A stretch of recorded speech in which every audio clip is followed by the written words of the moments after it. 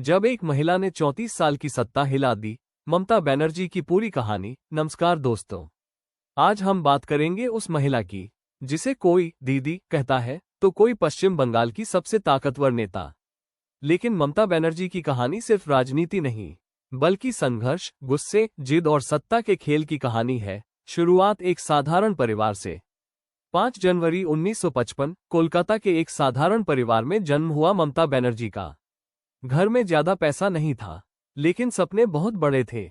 कहा जाता है कि छोटी उम्र से ही ममता बेहद तेज और जिद्दी थी। कॉलेज के दिनों में ही उन्होंने राजनीति में कदम रख दिया और फिर शुरू हुआ वो सफर जिसने पश्चिम बंगाल की राजनीति बदलकर रख दी। कांग्रेस से शुरुआत, फिर खुद की पार्टी। एक समय था जब पश्चिम बंगाल में लेफ्ट पार्टियों का राज चलता था। इतना मजबूत राज कि लोग सोचते थे इन्हें कोई हरा ही नहीं सकता। लेकिन ममता बनर्जी ने चुनौती दी। पहले कांग्रेस में रहीं, फिर साल 1998 में अपनी पार्टी बनाई, ऑल इंडिया तृणमूल कांग्रेस यानी टीएमसी। लोगों ने मजाक उड़ाया, कहा ये पार्टी ज्यादा दिन नहीं चलेगी। लेकिन ममता रुकने वालों में नहीं थी। वो आंदोलन जिसने सब बदल दिया। फिर आया नंदीग्राम और सिंगूर आंदोलन। किसानों की जमीन को लेकर पूरे बंगाल में गुस्सा फैल गया। ममता बनर्जी सड़क पर उतर गईं। धरना, प्रदर्शन, भूख हड़ताल। उन्होंने खुद को आम जनता की आवाज बनाकर पेश किया और यहीं से बंगाल की राजनीति बदलने लगी। 34 साल की लेफ्ट सरकार खत्म। साल 2011, वो साल जिसने इतिहास बदल दिया। 34 साल से सत्ता में बैठी लेफ्ट सरकार हार गई और पहली बार पश्चिम बंगाल की मुख्यमंत्री बनी ममता बनर्जी। पूरा बंगाल दीदी दीदी के नारों से गूंज उठा। कई लोगों ने इसे चमत्कार कहा, क्योंकि जिस सरकार को अजेय माना जाता था उसे ममता ने हरा दिया था। लेकिन विवाद भी कम नहीं रहे। ममता बनर्जी जितनी लोकप्रिय रहीं, उतने ही विवाद भी उनके साथ जुड़े।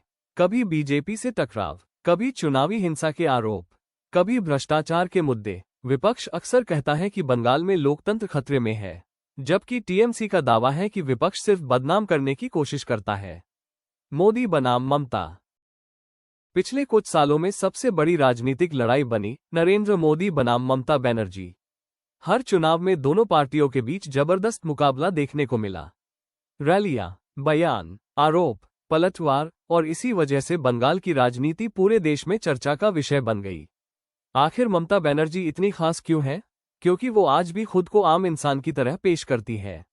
साधारण चप्पल, सूती साड़ी, तेज गुस्सा और सीधा बोलने का अंदाज, यही चीज उन्हें बाकी नेताओं से अलग बनाती है।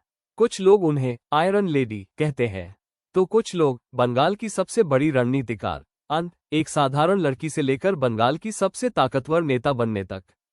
ममता बनर्जी की कहानी राजनीति से कहीं ज्यादा संघर्ष और जिद की कहानी है। अब देखना ये होगा कि आने वाले चुनावों में दीदी फिर जीतेंगी या बंगाल की राजनीति नया मोड़ लेगी। अगर आपको ये वीडियो पसंद आया हो तो लाइक, शेयर और चैनल सब्सक्राइब करना मत भूलिएगा।